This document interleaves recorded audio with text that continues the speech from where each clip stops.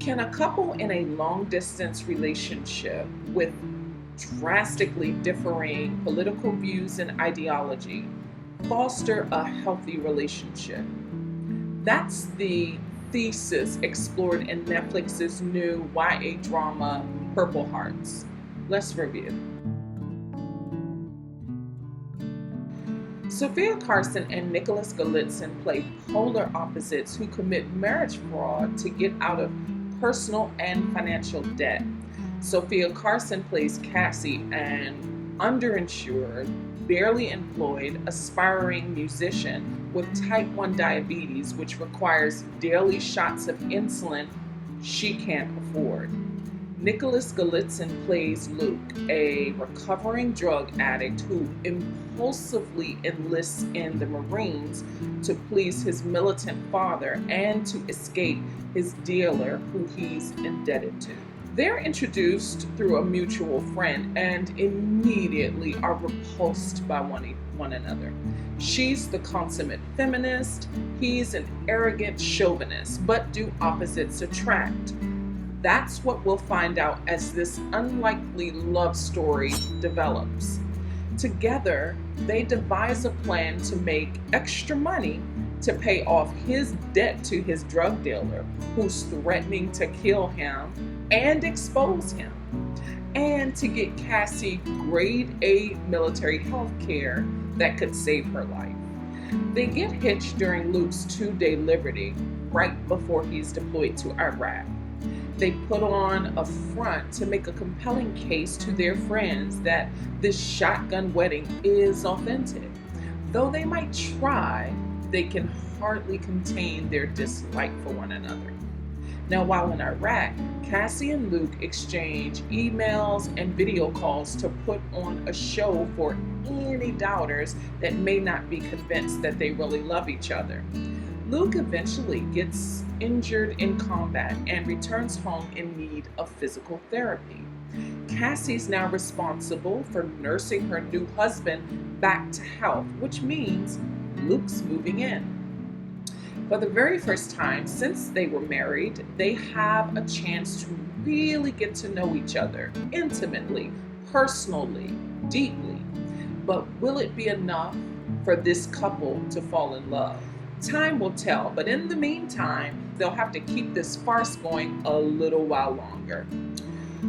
The more effort they put in to genuinely get to know each other, the stronger their bond grows for one another, and the more commonality they find. As Luke's caregiver, Cassie organically becomes closer to him, but it's short-lived. Her burgeoning music career and Luke's debt to his dealer begins to drive a wedge between them, causing irreparable harm. Soon enough, they're exposed to the military for fraud, for getting married under false pretenses. Luke is court-martialed and ends up taking full responsibility for marital fraud so that Cassie can live out her dream of becoming a big-time musician.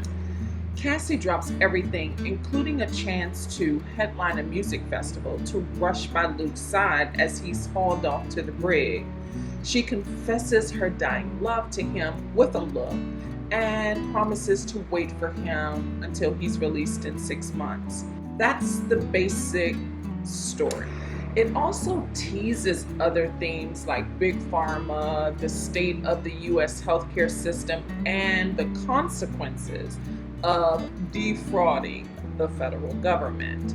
But those themes are teased or toyed with, or subsets of the larger theme, which is can two polar opposites find love or maintain or nurture a healthy relationship without changing each other? Now, first off, I think the chemistry between Sophie and Nicholas was convincing because they never really loved each other.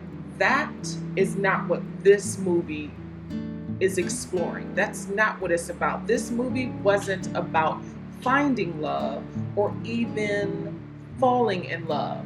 Mm-mm. This movie was about two opposites, polar opposites, discovering if it's possible to see past their differences without trying to change the other. Now, the music was cool in this movie, but at times the sound of her lyrics were muffled to the point that the subtitles, I had to check the subtitles, so they did come in handy. The music also was redundant, and what I mean by that is the same songs were sung multiple times and not just snippets, the entire song, which is kind of unusual. Like, you get that in musicals. This wasn't a musical, so this was a romantic drama. So singing the whole song multiple times just felt redundant. And this was a 2-hour movie, so a lot of that could have been cut to economize on time. Some of the scenes were also too drawn out. This could have easily been a 90-minute movie if some of the scenes were cut that were unnecessary in moving the story. And the dialogue was not allowed to breathe. The lines felt rushed, which seems weird. You had scenes that were too long and dialogue that was rushed. It just felt rushed. I think Sofia Carson projected emotion well. She really played feminist well. I think she did a great job. Now, Nicholas did great too. His performance was good, but his face was rather blank, which may be what you'd expect. The stoicism of the son of a military police officer to express. So I kind of disregarded it, but it was noticeable to me that he was a lot more stoic. And that's fine because this couple didn't love each other for most of the movie. So I get that he didn't have to sing charming like most romantic comedies or even romantic dramas. The leading man will have to be charismatic and, have this wordplay. That wasn't this. He wasn't charismatic. So I understand the stoicism, which is why it wasn't a distraction. There were editing issues in this film.